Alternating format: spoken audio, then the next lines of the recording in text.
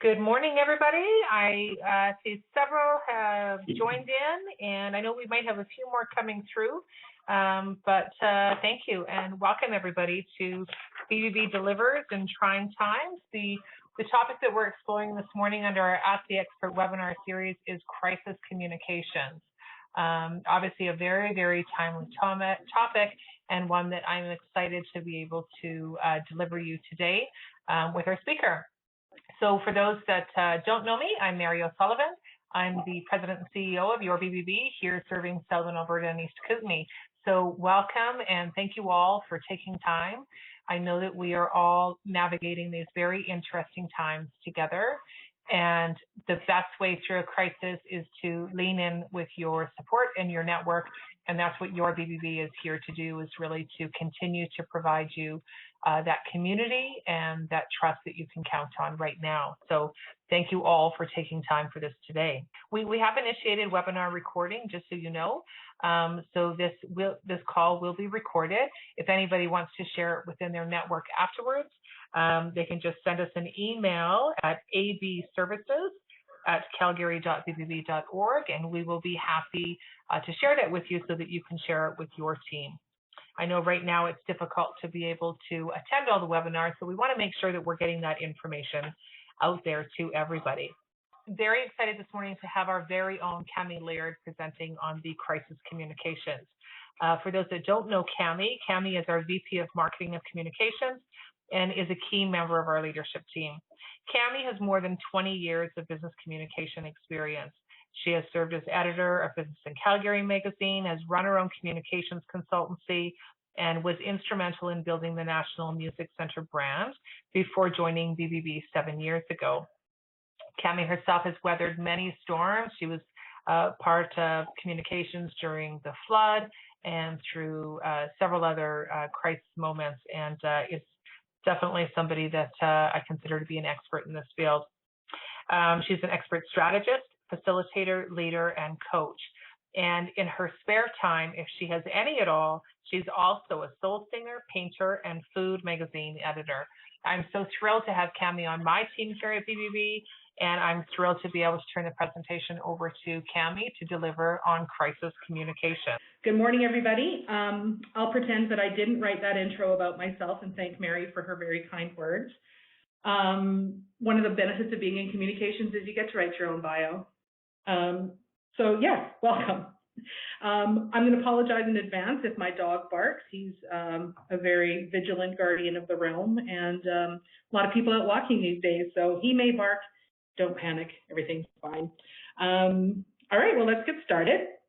These lovely ladies are protecting themselves from the Spanish flu in High River in 1918, which was sort of the last major pandemic that had this kind of far-reaching effects. And they worked for AGT, Alberta Government Telephones, now known as TELUS. So the Spanish flu took 50 million people worldwide, which was actually more than the entire casualties of World War I, which, by the way, had also just finished. So not a good decade for planet Earth.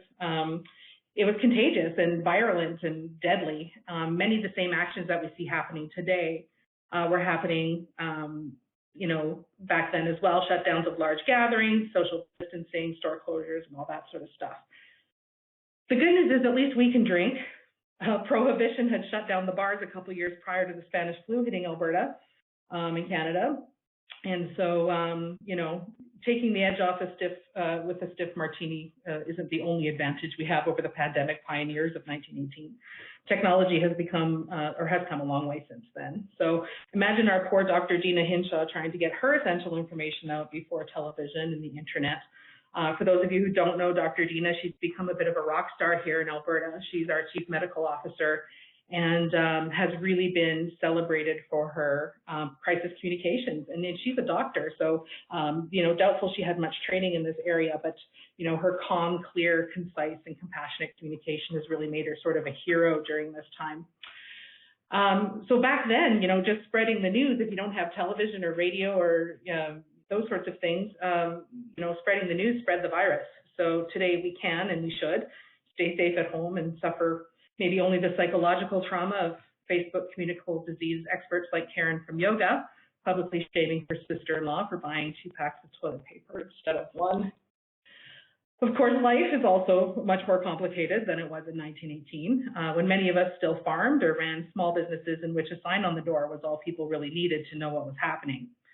Complex business can have complex communications challenges, and during a crisis like a pandemic, it's hard to know exactly who needs to know what and when through which channels. So I've attempted to put together a quick sort of to-the-point primer on crisis communications for small business owners, using a model that we're all familiar with, the W5, who, what, where, when, and why, and how. So we'll start with the why. Why do you need crisis communications? Well, there's a crisis, and chances are in your business that you're dealing with human beings. And what makes us human more than our fashionably large craniums or our ability to walk upright? That's language. Communicating with one another through language is fundamental to our survival as a species, as much as opposable thumbs and maybe vaccines, but we won't get into that. We need a way to tell each other that we need help, or that there's a saber-toothed tiger behind you, or that important supplies your customers need are coming, and that they can't be are coming can be delivered without human contact during a pandemic outbreak. So communication is vitally important to our survival. Otherwise, might include that your staff need to know what's happening for their own well-being. Your customers are turning to you for information they need to make decisions about their own sort of personal and professional lives. Your vendors need to know if and when you'll pay them. And if nothing else, we all need to make an extra effort to connect during this time of forced isolation. So the who, in communications lingo, we call the who target audiences. Chances are you have a few. Target audiences can include your staff, your suppliers, your customers, transportation and delivery people, your service providers, your neighbors, bankers and creditors, obviously, government agencies. There'll be grants and things to be applying for in the next while.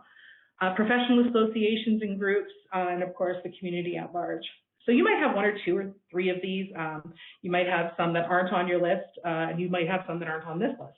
So what you want to do really to get yourself grounded in how and what you want to communicate is make a list of your target audiences, because what comes next will sort of depend on who you're talking to. Speaking of what's next, so now that you know who we're talking to, what do we need to tell them? Different target audiences will want to hear different things from you. These are called key messages, and some will be relevant only to one target audience, and some will be relevant to all of them, and it's important to keep things simple. So you don't want any more than 3 key messages in any given communication. An exception might be a speech or a webinar like this one, but we'll get into channels in a little bit here. Your key messages should really get to the heart of what you want to communicate, and they should be clear, concise, and consistent, and during this time especially compassionate. So for example, if your target audience is staff, there's a number of key messages you may be wanting to communicate right now. So if we take this example, key message number 1, our physical office is closed until Alberta Health lifts social distancing protocols.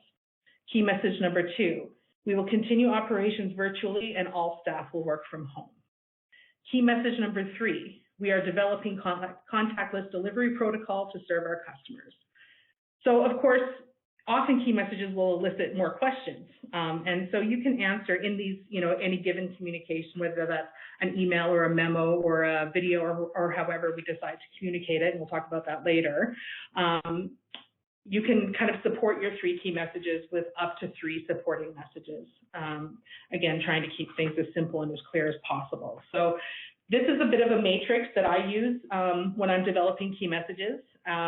So the first row is key message number 1 and its supporting messages. The second row is key message number 2, and the third is key message number 3. So you can see if you announce that your physical office is closed until Alberta Health lifts social distancing protocols, your finance department might go, hey, what about the checks? The checks come in by mail. Who's going to get those? Your security personnel might be concerned about the perimeter of the building. Different staff are going to have different concerns. So you're going to want to address those questions. So John will check the office once per day at 3 p.m. for mail security and maintenance needs.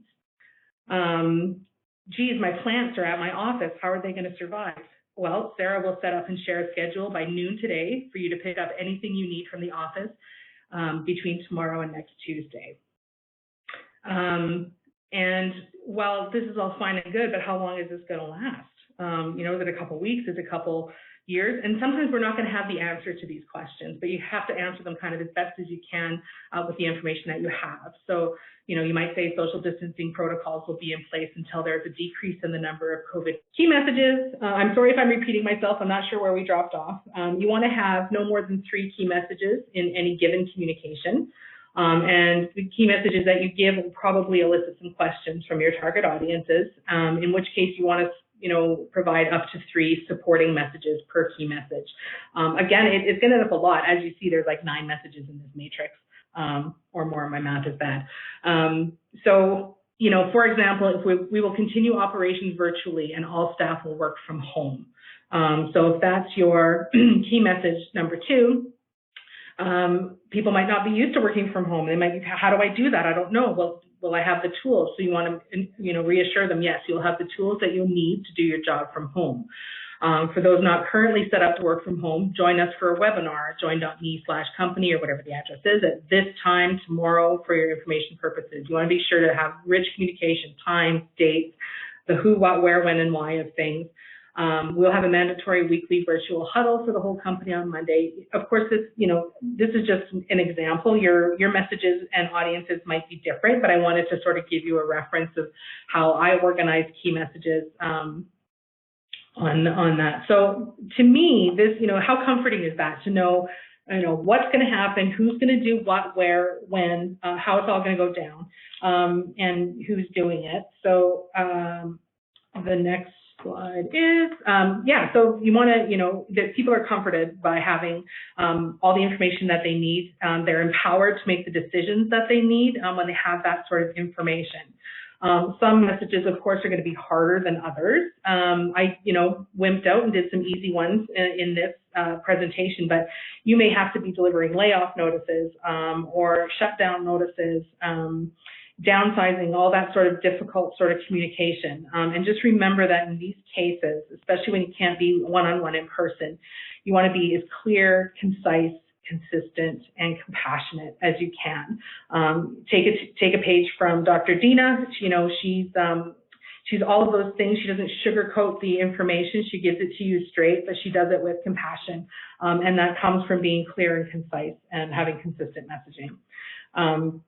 Okay, so I'm going to stick how in here. It usually goes at the end, but it's my webinar, so I'm going to do what I want. Here's the how of things. Now that we know who we're talking to and what we're saying to them, how do we deliver those messages? So there was a time, obviously, when, face-to-face or those post office wanted posters were kind of our options. But today, the possibilities are practically endless. So you have your press releases, posters, Facebook, YouTube, LinkedIn, a blog post, personal email, mass email, infographics, pictures, policy documents, and there may be a multitude of other communications pieces that you use in your business.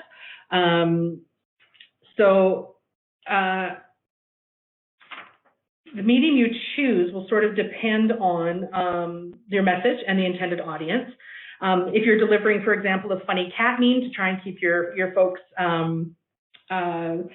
motivated and their spirits up, you probably wouldn't send a press release with that to your local news station. Or if you're delivering a delivery plan or something to your customers, you probably wouldn't put up, say, a poster in the ladies' washroom or something like that. So you want to choose a medium where your intended audience will see it and a medium that suits the message. So more on that in a minute. And it appears that minute has arrived. Okay. So again, technology has made it so much more available to us in terms of communications channels. So you've got your traditional media, which is, radio, television, outdoor billboards, transit posters, all those sorts of things. Even the phone has gotten complex. We've got mobile, SMS, texts, landlines, conference calls, email. You can do web-based email like Gmail, which a lot of people are, turning to cloud kind of so wherever we have internet access, you have access to your email, or you could do server-based email depending on the size of your company and what your technology you're using. And then there's mass email programs if you're sending messages to large numbers of people, like Constant Contact or MailChimp, for example. And then you got the chats. So there's GChat and WhatsApp and iMessage and Facebook Messenger and FaceTime and all of those things. Conferencing and screen share, join.me or GoToMeeting. As you can see, those aren't always reliable necessarily, so find what works for you. Keep trying. There's also conference tech through things like through companies like Shaw and TELUS that offer this sort of stuff as well. Social media, we're all familiar with Facebook, Instagram, Twitter, LinkedIn, and so on. There's the snail mail option. I'm not sure if Canada Post is delivering right now. I probably should have checked on that. I'm pretty sure I saw somebody out the other day. And if you're so inclined, interpretive dance might be your channel of choice. I don't know what your company's up to. You never know. All right, so the medium or channel you choose, again, will sort of depend on the message and on the target audience. I started to do this whole message this whole kind of lesson on medium and message and channel, and ain't nobody got time for that right now. So what I will say is this. If you can afford help with communications during this crisis, find a great local communications person or team and hire them. If you can't, please, here's some sort of general rules that you can follow. Sensitive and emotional and impactful messages like layoffs and things like that should really be delivered in private and in person. But of course, through social distancing, that's not possible. Video chat is the best. It's sort of the next richest form of communication where people can still get those visual cues. They can see compassion on your face, those sorts of things. Again, you want to be very comfortable with the technology though, because when you're delivering a message like that, getting cut off in the middle of it is not ideal. So really, trust the technology, and if video is just not working on your end, go to the phone or the next one down. Complex operational policy process type of messages, they should be presented both visually through a document or infographics, as well as talked through with appropriate people. Different people learn in different ways and process information in different ways. So if you do have complex messaging, try and present it in as many ways as possible. So an infographic for the visual people, a policy, written policy for those who like to read their information, do a video and send it out for those who like the audio and visual end of things. Yeah, the more the better when something is complex. Know your generational preferences. This has been really interesting. So boomers love the phone. Gen Xers hate the phone. Boomers you'll still find on Facebook, and Gen X you will as well. The millennials, they're more texters. They like chat apps. And Gen Z can reliably be found on Instagram or in cannabis dispensaries. Okay, I'm just kidding. I think all ages are in cannabis dispensaries right now. Anyway, social distancing, of course. So try to make a point of seeing each other's faces as often as possible. Again, when we're isolated, it's almost subconscious. You don't realize how impactful it can be to see your coworker or your boss or your direct report's face. So try and get some face time if you can. Set up a group chat. We've done that with our leadership team here at the BBB, and it's been super helpful to get those sort of quick messages back and forth. And also it's been just sort of a stress release. We put funny memes and stuff on there to keep our spirits up and just get a break from the day. Everything's pretty intense right now. And also don't forget to stay social. Keep your public audiences, like your customers and your family and friends and those people on your Facebook pages and following you on Instagram, keep them up to date on what's happening with your company. Even if it feels like nothing's happening with your company, you can always find some stuff to communicate about, how you're doing. People want to know. And those sorts of messages are important in today's communications. So, when? Timeline. So, it's interesting because one of the unique aspects of this particular crisis is that it's global and it impacts all humans on Earth to varying degrees. And usually a crisis communications plan is in response to something specific to an organization under specific circumstances. So if that were kind of the case, and I was talking to you one-on-one, my advice might be different. If you are in a situation right now in which your company has mishandled something, or you're receiving a lot of negative feedback from your customers on social or traditional media, again, I really encourage you to hire a professional communicator to help you guide your decisions during this time. It's complex, and timing and saying the right things to the right people, you know, is a challenge. For the rest of us, when we're in a crisis, the when usually feels like now, like it has to be right now. But it's easy to get carried away. So, you know, if you're leaving your company, you're probably up at 3 a.m. worrying about, you know, what's going to happen tomorrow, what you're going to do. And you might have a stroke of genius, but now is not the time to send a text to your operations manager. So as the Queen says, keep calm and don't be a jerk, or something to that effect. Communications do move fast these days, and the general expectation is that calls are returned the same day, emails even faster. I don't know about you, some of us get nervous if we don't see those 3 little text dots happening, you know, the instant you send your text. So here's some kind of general advice. Prioritize your messages. Information that impacts people's lives and livelihoods should be delivered as soon as possible, but within regular business hours when possible. If you have to let someone go, again, you're not going to text them at 3 in the morning. At least I hope you wouldn't. You know, you want to be keeping calm and trying to keep things as normal as possible to give people those sort of touch points in their comfort zones. Deliver the most important and impactful messages first, followed by the rest in order of importance. Remember that, you know, when you are following that sort of most important to least important, people are going to remember the first thing that you say, and they may not remember what comes after that. So, you know, like I said, you're going to want to be delivering communications a number of times in a different channels and different mediums, and over. In a time like this, there's sort of no such thing as too much communication. Okay, so you want to give people an appropriate amount of time for action items. Things are going to take maybe a little bit longer than you're used to.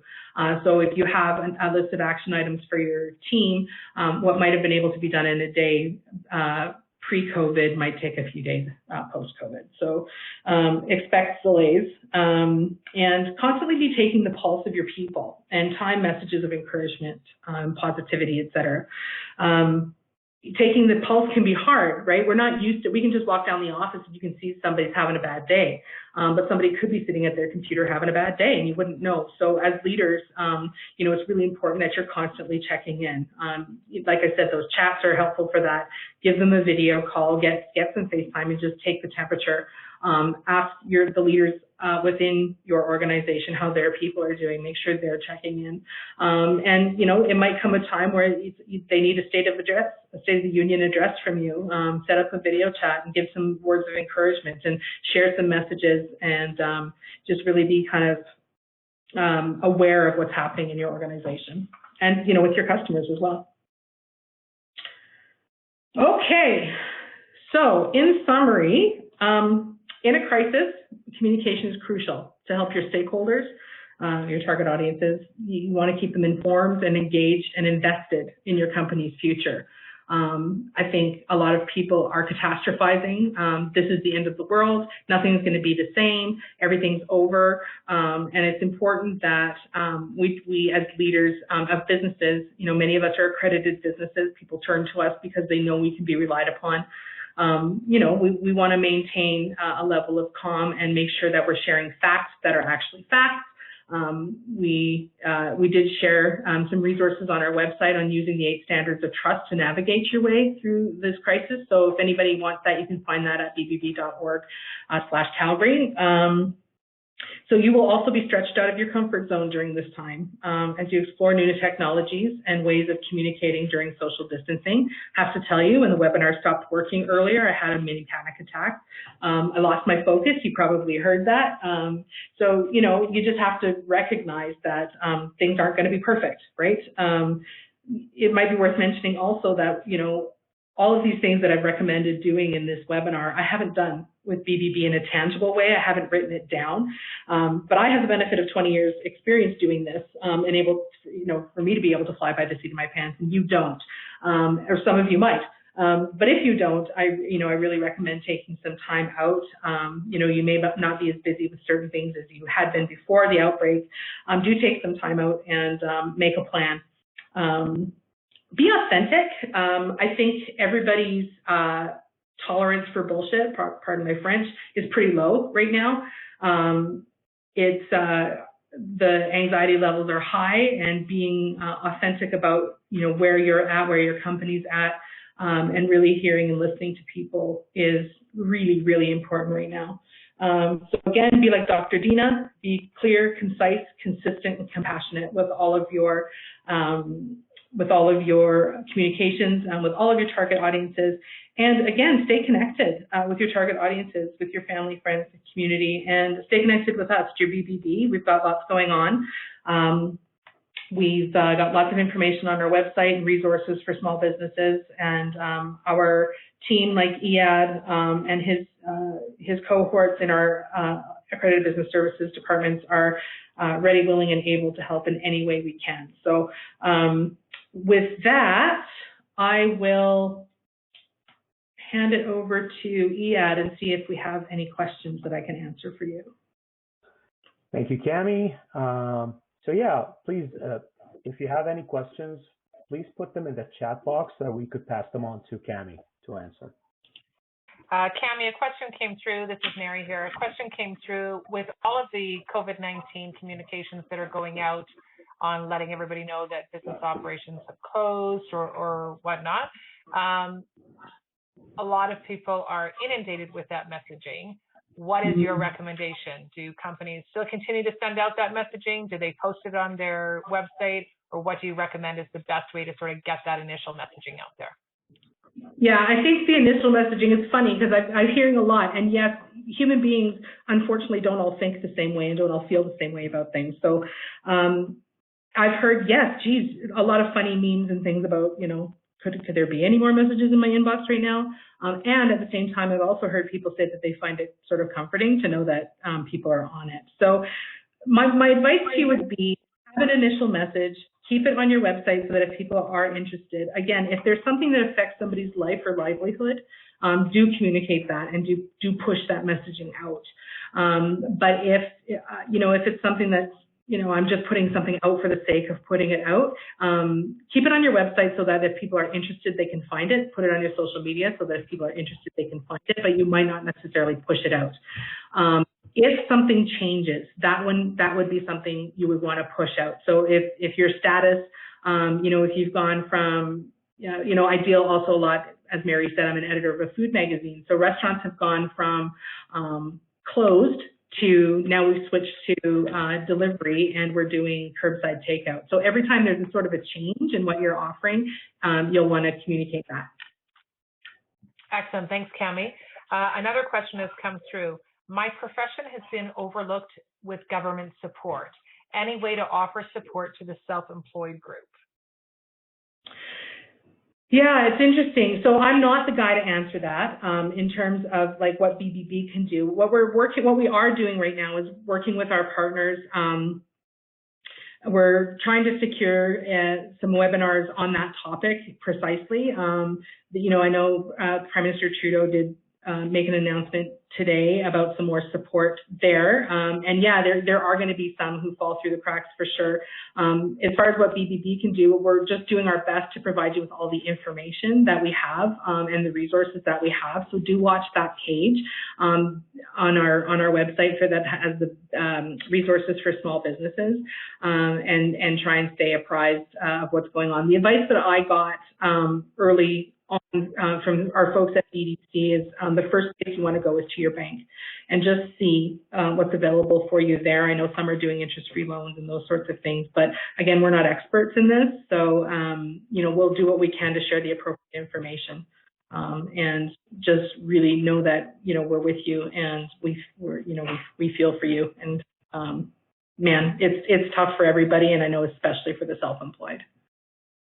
Awesome. Thank you, Camie. It's also probably worth noting, too, that any of the resources or information that we're sharing on our website, we've gone through and vetted to make sure that it's trusted information. There is a lot of misinformation out there, so whatever resources you are going to, make sure that it's information you can trust. So thank you for that. Next question, Camie. What tone do we use? When can we start lightening up? I wish there was an easy answer for that. So I made a few jokes today.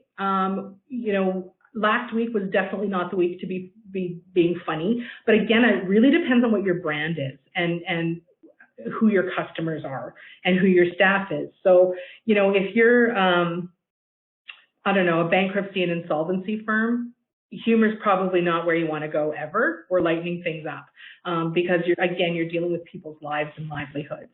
If you're a company that is dealing in, I don't know, shoes, or, if you're retail or food or, something like that, there might be a little more room for that. So, happy to take questions if you want to email me about specific things. Please do. It's camie@calgary.bbb.org, and I'll do my best to answer, because the answer to that one is it really does depend. Rely on your brand. So your brand voice and your brand personality should guide you in these circumstances. Yeah. Great. Thank you, Camie, for that. Next question. How can we keep our clients calm? Our livelihood is not looking good. Yeah. So again, I think you communicate as much as you can in terms of information. Make sure that the messages that you are sending out are consistent. You don't want to be saying one thing one day and a different thing the next day, unless, again, there's a development that happens, and then you can ground them in that development. You want to be, at the risk of repeating myself, super clear. Don't be sugarcoating things. You want to be super concise. Make sure that you have as much as you can of the who, what, where, when, why, and how answered in your communications.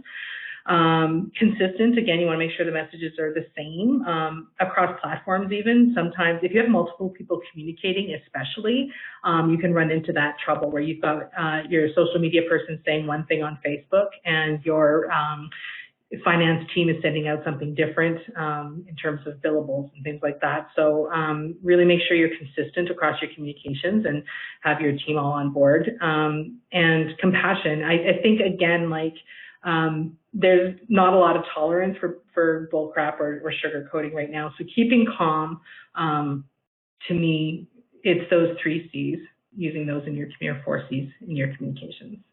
I hope that was helpful. Yeah, excellent. Thanks, Camie. There's another question here regarding a Zoom call for next Wednesday and whether or not BBB can help promote this. Absolutely would be interested in looking at that. Whoever made that comment, if you wouldn't mind just emailing abservices@calgary.bbb.org. So that's ABSERVICES services@calgary.bbb.org, so that we can take a look at that. We would be happy to support you in any way that we can. And then another question came in regarding dues and renewal process. Please reach out to me directly. My email is mary@calgary.bbb.org. mary@calgary.bbb.org. Just reach out to me, and I'll be happy to have a discussion with you on this. Leard has updated the AV Services their email. Thank you for that, Leard. Leard, would you mind just popping in mine and Camie's email address there as well, in case anybody needs to reach out to us? I don't see any other questions there. Camie, thank you so much. It's ironic that we would lose connection in the middle of a crisis communication presentation, and you came back as flawlessly as ever, being able to deliver on point, on message, and calm and consistent. So thank you for that. Always a true professional. I know this was a ton of valuable information, and all of us are, really having to be mindful of our communications with all stakeholders. So thank you for that, Camie. Learned a lot, and I'm sure everybody else did as well. We have a couple of webinars coming up next week. Monday, you can learn about BBB's top riskiest scams of 2019. On April 1st, I believe that's Wednesday, Wanda Murch will be having business planning in uncertain times. So how do we start moving forward on this? And then April 3rd, very popular topic, handling HR during a crisis. So I invite you to check out our webinar series at bbb.org. You can find out more information there. And if you have any questions at all, as I said, Camie and my email addresses will be added to the bottom of this. And as I mentioned at the start of the call, if you're interested in receiving a copy of this presentation, please reach out to abservices@calgary.bbb.org so that we can share it with you and your team.